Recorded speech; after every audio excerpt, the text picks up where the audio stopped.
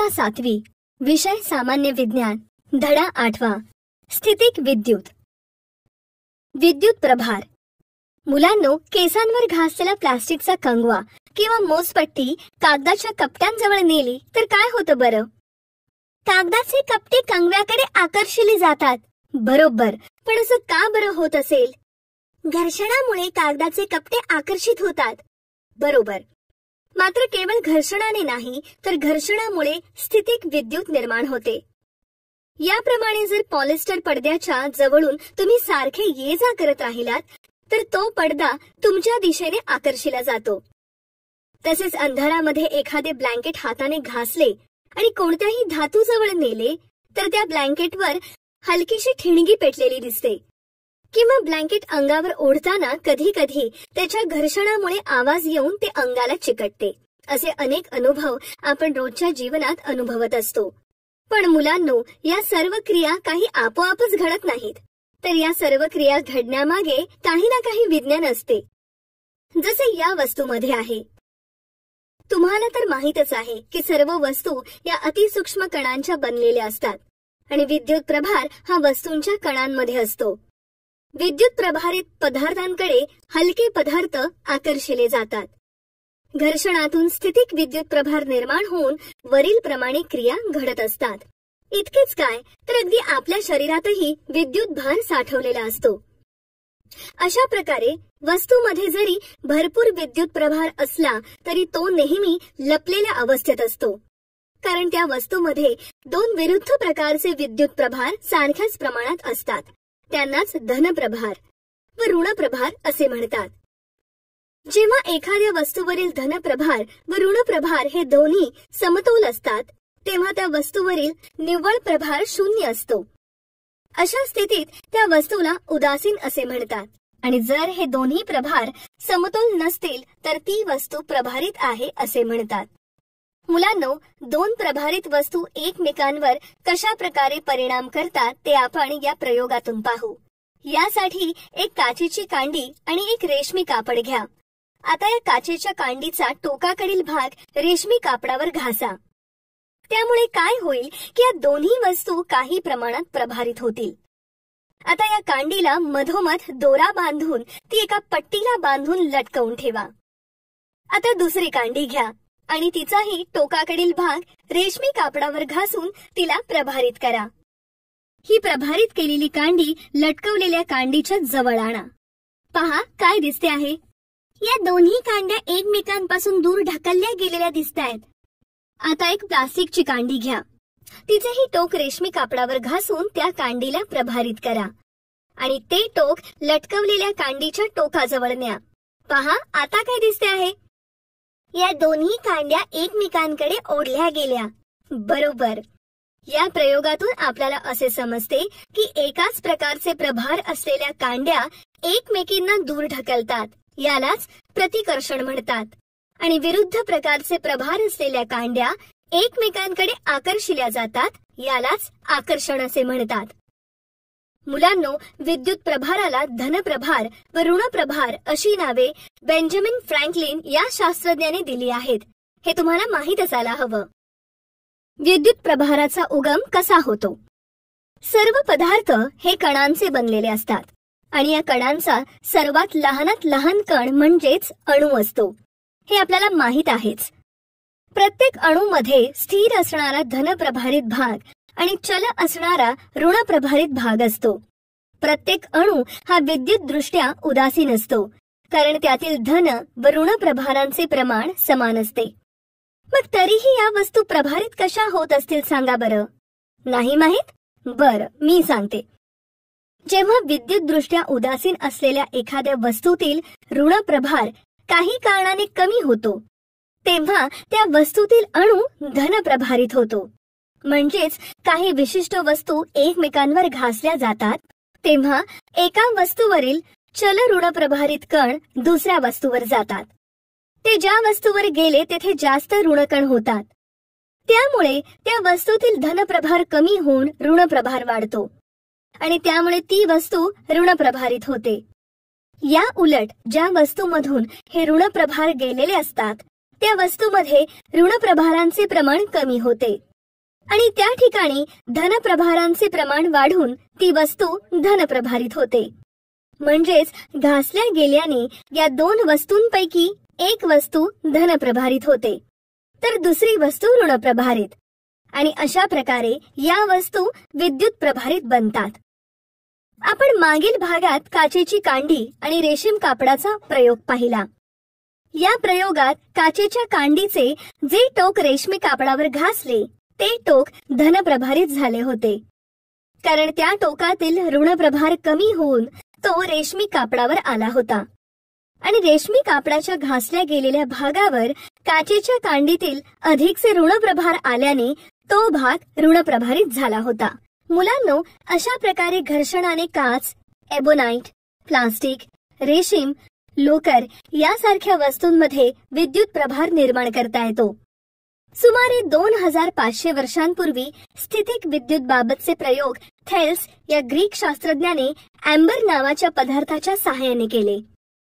त्याच्या असे लक्षात आले की पिवळ्या रंगाचा राळेचा दांडा म्हणजेच एम्बर लोकरी कापडाने घासला असता या दांड्याकडे पिसे आकर्षित होतात. एम्बरला ग्रीक भाषेत इलेक्ट्रॉन असे म्हणतात. म्हणून एम्बरच्या सहाय्याने उत्पन्न केल्या गेलेल्या या ऊर्जेला थॉमस ब्राउनने 1646 साली इलेक्ट्रिसिटी हे नाव दिले. प्रयोग. बरं मुलांनो, आता आपण एक प्रयोग करून पाहूया. घर्षणाने कोणत्या वस्तू प्रभारित होतात आणि कोणत्या होत नाहीत ते आपल्याला पाहायचे आहे. माझ्याकडे एक लोकरी कापड आहे आणि या ठिकाणी फुगा, रिफिल, खोड रबर, लाकडी स्केल, स्टीलचा चमचा, तांब्याची पट्टी या सर्व वस्तू आहेत. आणि हे इथे कागदाचे तुकडे आहेत. प्रथम मी एक एक वस्तू रेशमी कापडाला न घासता या कागदांच्या तुकड्याकडे नेते. फुगा, रिफिल, खोड रबर, लाकडी स्केल, स्टीलचा चमचा, तांब्याची पट्टी. पहा, यातील कोणत्या वस्तूकडे कागदाचे तुकडे आकर्षिले गेले? एकाही वस्तूकडे कागदाचे कपटे आकर्षित झाले नाहीत. आता मी याच वस्तू एक एक करून रेशीम कापडावर घासणार आहे आणि मग या कागदाच्या तुकड्यांकडे नेणार आहे. तुम्ही नीट निरीक्षण करा आणि सांगा काय होत आहे ते. हा फुगा मी रेशीम कापडावर घासून कागदांकडे नेला. सांगा काय झालं? बाई, कागदाचे तुकडे आकर्षिले गेले. बरोबर. मग फुगा प्रभारित झाला की नाही? हो बाई, झाला. छान. आता ही रिफिल, हिला रेशीम कापडावर घासल्यानंतर हिच्याकडे कागदाचे तुकडे आकर्षित झाले का? हो बाई, झाले. म्हणजेच ही रिफिलही प्रभारित झाली. हा खोड रबर मी आता रेशीम कापडाला घासला. सांगा, याच्याकडे कागदाचे कपटे आकर्षित झालेत का? हो बाई, आकर्षित झाले आहेत. म्हणून खोड रबर पण प्रभारित झाला आहे. ही लाकडी पट्टी मी घेतली, तिलाही रेशीम कापडावर घासले. पहा, हिच्याकडे कागदाचे तुकडे आकर्षित झाले का? हिच्याकडेही कागदाचे तुकडे आकर्षिले गेले, पण बाई ते खूप कमी प्रमाणात आहेत. म्हणजे ही लाकडी पट्टी प्रभारित झाली, पण ती कमी प्रमाणात प्रभारित झाली आहे. छान. आता हा स्टीलचा चमचा, त्याला रेशीम कापडाला घासल्यानंतर काय होते पहा. नाही बाई, याच्याकडे कागदाचे तुकडे आकर्षिले गेले नाहीत. म्हणजे हा स्टीलचा चमचा प्रभारित नाही झाला. आता ही शेवटची तांब्याची पट्टी, हिलाही मी रेशीम कापडावर घासले. सांगा बरं काय झालं? बाई, हिच्याकडे कागदाचे तुकडे आकर्षिले गेले, म्हणजे ही पण प्रभारित झाली आहे. बरोबर. आपण पाहिलेल्या काही वस्तू रेशमी कापडावर घासल्या असता प्रभारित झाल्या, तर काही प्रभारित झाल्या नाहीत. म्हणजेच सर्वच वस्तू घर्षणाने प्रभारित करता येत नाहीत. घर्षण विद्युत, फ्रिक्शनल इलेक्ट्रिसिटी. घर्षणाने वस्तू प्रभारित करता येते हे विविध प्रयोगाने आपण पाहिले आहेच. त्याप्रमाणे दोन दगड एकमेकांना घासले की त्यांचे एकमेकांशी घर्षण होऊन आगीची ठिणगी पेटते. किंवा जंगलामध्ये झाडांच्या घर्षणाने वणवा पेटून जंगलामध्ये आग लागते. तर अशा प्रकारे घर्षणामुळे निर्माण होणाऱ्या विद्युत प्रभाराला घर्षण विद्युत म्हणतात. हे प्रभार वस्तूवर घर्षण झालेल्या ठिकाणीच असतात. त्यामुळे अशा विद्युत प्रभाराला स्थितिक विद्युत असे म्हणतात. वस्तूंवर ते थोड्या वेळेपर्यंत राहतात. स्थितिक विद्युत मधील प्रभार दमट व ओलसर हवेत शोषले जातात. म्हणून हिवाळ्यात कोरड्या हवेत हे प्रयोग केले तर आपल्याला परिणाम पाहायला मिळतात. तुम्ही तुमच्या दोन्ही हाताचे तळवे एकमेकांवर जोरजोरात घासा. काय जाणवते? घर्षणामुळे हाताचे तळवे हलकेसे गरम झालेले जाणवतात.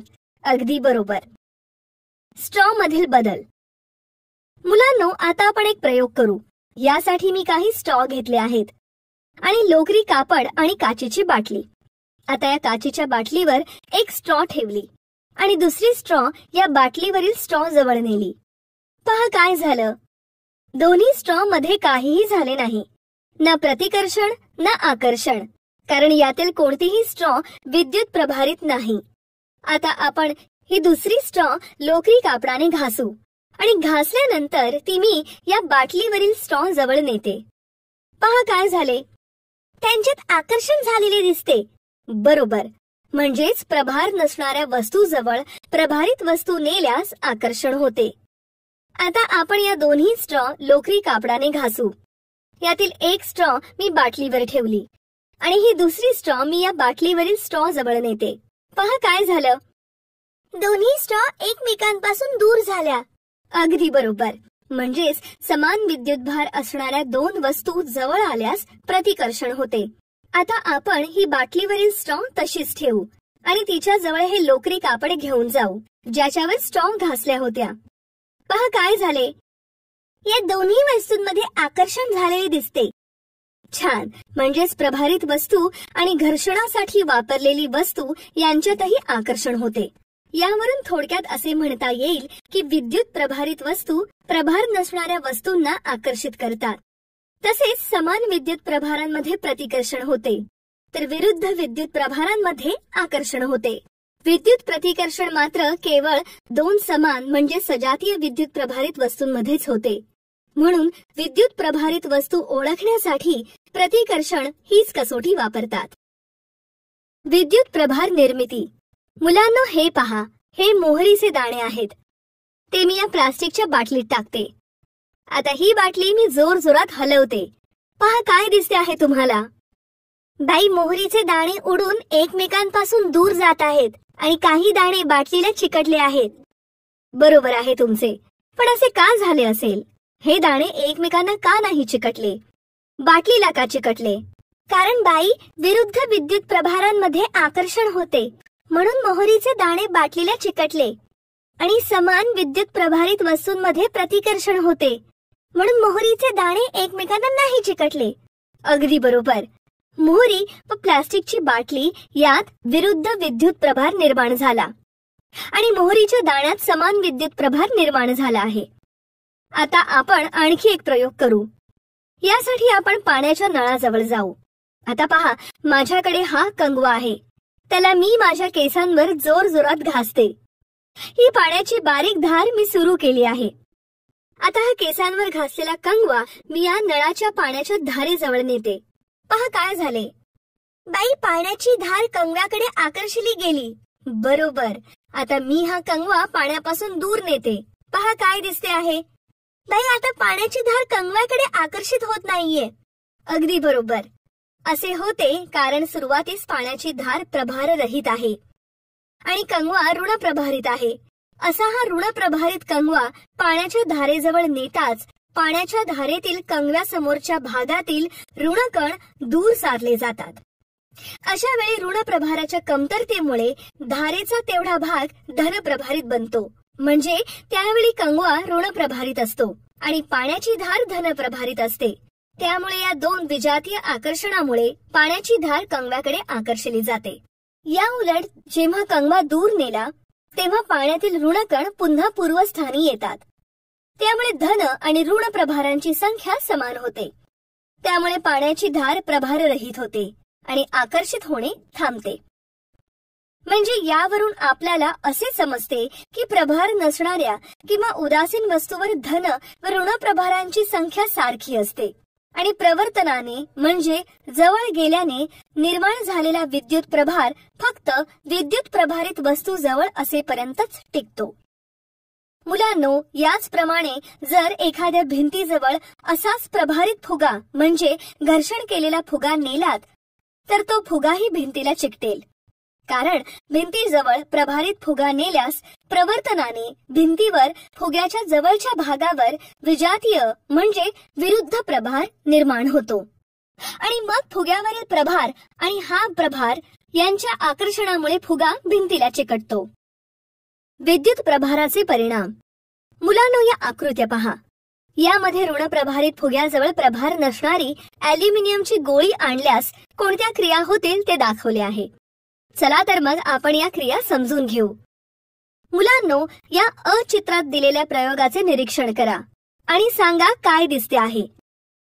ॲल्युमिनियमची गोळी आणि फुगा एकमेकांकडे आकर्षित झालेले दिसतात. बरोबर, म्हणजेच प्रवर्तनामुळे ऋणप्रभारित फुगा ॲल्युमिनियमच्या गोळीत विरुद्ध प्रभार निर्माण करतो व त्यामुळे दोन्ही वस्तू एकमेकांकडे आकर्षित झालेल्या दिसतात. आता या चित्रातील प्रयोग पहा व सांगा या प्रयोगात काय दिसते आहे. ॲल्युमिनियमची गोळी आणि फुगा एकमेकांना चिकटलेले आहेत. बरोबर, मग आता स्पर्शामुळे कोणती क्रिया घडेल? दोन्ही वस्तूंचा स्पर्श झाल्याने दोन्ही समान प्रभारित होतील. अगदी बरोबर. आता हा चित्रातील प्रयोग पहा व सांगा बरं या प्रयोगात काय दिसते. फुगा व ॲल्युमिनियमची गोळी एकमेकांपासून दूर गेले आहेत. बरोबर. सांगा असं का झालं असेल? आधीच्या चित्रानुसार दोन्ही वस्तू समान प्रभारित झाल्याने त्यांच्यात प्रतिकर्षण घडून आले. छान, अगदी बरोबर. सुवर्णपत्र विद्युतदर्शी हे वस्तूवरील विद्युत प्रभार ओळखण्याचे साधे साधन आहे. या विद्युतदर्शीमध्ये एका योग्य आकाराच्या बुचामध्ये पितळेची किंवा ॲल्युमिनियमची दांडी घट्ट बसवलेली असते. या दांडीच्या एका टोकाला धातूची चकती असते तर दुसऱ्या टोकाला सोन्याच्या पातळ पत्र्यांची 2 पाने बसवलेली असतात. पातळ पत्र्यांची पाने बाटलीत राहतील अशा बेताने बाटलीच्या तोंडावर बूच घट्ट बसवलेले असते. धातूची चकती बाटली बाहेर राहते. विद्युतदर्शीला बसवलेले बूच विद्युतरोधक असते. प्रभार नसणारी वस्तू जर या चकतीजवळ नेली तर पाने मिटलेलीच राहतात, पण जर एखादी प्रभारित वस्तू चकतीजवळ नेली तर दोन्ही पाने सजातीय विद्युत प्रभारामुळे प्रतिकर्षित होतात, म्हणजेच एकमेकांपासून दूर जातात. पुन्हा जर चकतीला हाताने स्पर्श केला तर पाने पुन्हा जवळ येतात, कारण पानांमधील प्रभार स्पर्शामुळे आपल्या शरीरातून जमिनीत जातो आणि पाने प्रभार रहित होतात. मुलांनो, या विद्युतदर्शीमध्ये सोन्याऐवजी ॲल्युमिनियम सारख्या धातूचीही पाने लावता येतील, कारण तो धातू उत्तम विद्युतवाहक आहे. Benjamin Franklin. बेंजामिन फ्रँकलिन हे एक अमेरिकन वैज्ञानिक, संशोधक, पत्रकार, लेखक, राजकारणी असे बहुआयामी व्यक्ती होते. सन 1752 मध्ये बेंजामिन फ्रँकलिन यांनी त्यांचा मुलगा विल्यम याच्यासोबत पतंग उडवण्याचा प्रयोग केला. हा पतंग रेशमी कापड, देवदार झाडाचे लाकूड व धातूची तार वापरून तयार केला होता. धातूची तार अशा प्रकारे जोडली होती की तिचे एक टोक पतंगाच्या वरच्या बाजूला तर दुसरे टोक पतंगाच्या दोराशी जोडले होते. ज्या दिवशी पतंग उडवला त्या दिवशी आकाशात विजा चमकत होत्या. पतंगाची तार ढगांना स्पर्श करताच विद्युत प्रभार ढगातून पतंगावर स्थानांतरित झाला. तेव्हा पतंगाची सैल दोर ताठलेली होती. हा विद्युत प्रभार दोरीतून जमिनीपर्यंत पोहोचला व जमिनीला दोरीचा स्पर्श होताच ठिणगी पडली. अशा प्रकारे वीज म्हणजे विद्युत प्रभाराचे रूप आहे हे त्यांनी स्पष्ट केले. वातावरणातील विद्युत प्रभार. मुलांनो, आकाशातील ढगांचा आवाज, गडगडाट, विजा चमकणे या गोष्टींचा अनुभव तुमच्यापैकी बऱ्याच जणांनी घेतला असेल.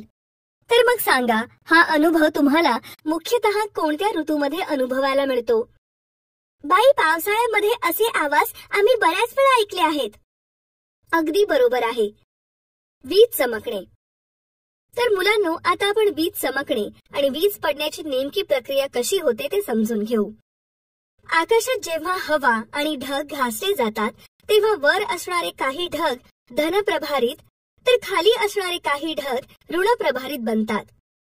जेव्हा ढगाच्या तळाचा ऋणभार जमिनीवरील प्रभारापेक्षा खूप जास्त होतो तेव्हा टप्प्याटप्प्याने ऋणप्रभार जमिनीकडे वाहू लागतो. एका सेकंदापेक्षाही कमी वेळात ही घटना घडते. यावेळी निर्माण होणाऱ्या प्रचंड विद्युत प्रवाहामुळे उष्णता, प्रकाश व ध्वनी ऊर्जा निर्माण होते. वीज पडणे. विद्युत प्रभारी ढग आकाशात असताना उंच इमारतीच्या छतावर तसेच उंच झाडाच्या शेंड्यावर प्रवर्तनाने विरुद्ध विद्युत प्रभार निर्माण होतो. ढग आणि इमारत यांच्यातील विरुद्ध प्रभारातील आकर्षणामुळे ढगातील प्रभार इमारतीकडे ओढला जातो. अतिशय कमी वेळात या प्रभाराचे इमारतीकडे किंवा झाडाकडे वहन होते. यालाच वीज पडणे असे म्हणतात. वीज पडून होणारे नुकसान व त्यावरील उपाय. मुलांनो, आतापर्यंत आपण वीज चमकणे आणि वीज पडण्याची नेमकी प्रक्रिया कशी होते ते पाहिले. आता आपण वीज पडल्याने काय काय नुकसान होते आणि त्यापासून आपण आपले संरक्षण कसे केले पाहिजे याची माहिती घेऊया. मला सांगा, वीज पडल्याने काय काय नुकसान होते? विजा पडल्याने निसर्गाची मोठ्या प्रमाणात हानी होते. उदाहरणार्थ, वीज पडल्याने झाडे जळून जातात, इमारतींचे नुकसान होते, लोकांचा व जनावरांचा मृत्यू होतो. काही वेळा घरातील विद्युत उपकरणे निकामी होतात. बरोबर. मग अशा वेळी विजेच्या तडाख्यातून वाचण्यासाठी आपण आपल्या संरक्षणासाठी काही उपाय केले पाहिजेत. विजा चमकत असताना घराबाहेर पडू नये, पाण्यात उतरू नये, उंच ठिकाणी जाऊ नये. आपत्ती व्यवस्थापनाची माहिती आपल्याजवळ नेहमी ठेवावी.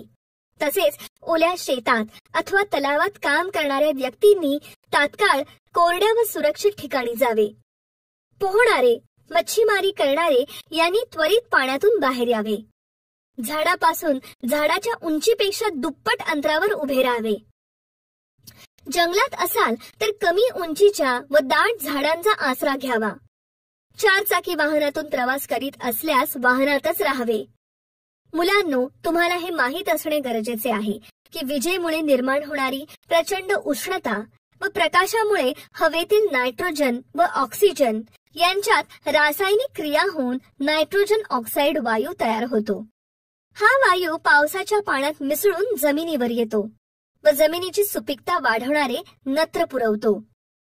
तसेच विजेच्या ऊर्जेमुळे हवेतील ऑक्सिजनचे ओझोन मध्ये रूपांतर होते. हा ओझोन वायू सूर्यापासून येणाऱ्या हानिकारक अतिनील किरणांपासून आपले संरक्षण करतो. तडित रक्षक, लाइटनिंग प्रोटेक्टर. ढगातून पडणाऱ्या विजेच्या आघातापासून बचाव करण्यासाठी जे उपकरण वापरतात त्याला तडित रक्षक असे म्हणतात. तडित रक्षक तांब्याच्या एका लांब पट्टीने बनवलेला असतो. इमारतीच्या सर्वात उंच भागावर त्याचे एक टोक बसवलेले असते. या टोकाला भाल्यासारखे अग्रे असतात. पट्टीचे दुसरे टोक जमिनीच्या आत बिडाच्या जाड पत्र्याला जोडलेले असते. त्यासाठी जमिनीच्या आत खड्डा करून त्यात कोळसा व मीठ घालून हा जाड पत्रा उभा करतात. त्यात पाणी टाकण्याची सोय करतात. त्यामुळे वीज चटकन जमिनीमध्ये जाते आणि नुकसान होण्यापासून बचाव होतो. विद्युत प्रभारी ढग इमारतीवरून जाताना इमारतीकडे प्रवाहित होणारे विद्युत प्रभार तांब्याच्या पट्टीमार्फत जमिनीत पोहोचवले जातात. त्यामुळे इमारतीचे नुकसान टळते. उंच इमारतीवर असा तडित रक्षक बसवल्याने आजूबाजूच्या परिसराचे वीज पडण्यापासून संरक्षण होते. मुलांनो, तडित रक्षकाचा वरचा भाग टोकदार का बरे असतो माहित आहे का तुम्हाला? टोकदार वस्तूकडे विद्युत प्रभार चटकन आकर्षित होतो, म्हणून या अग्रांकडे विद्युत प्रभारी ढगातील प्रभार आकर्षित होतो. तडित रक्षकाचे क्षेत्रफळ पुढे जास्त असल्याने विद्युत प्रभार तांब्याच्या पट्टीमार्फत जमिनीत त्वरित पोहोचवला जातो व नुकसान टळते. त्याचप्रमाणे खड्ड्यात कोळसा व मीठ का टाकतात? कारण कोळसा व मीठ विजेचे सुवाहक आहेत, म्हणून त्यामुळे तडित रक्षकावर पडणारी वीज चटकन जमिनीत पसरण्यासाठी त्यांची मदत होते. तर मुलांनो, अशा प्रकारे या पाठातून आपण विद्युत प्रभाराविषयी बरीच माहिती घेतली आहे.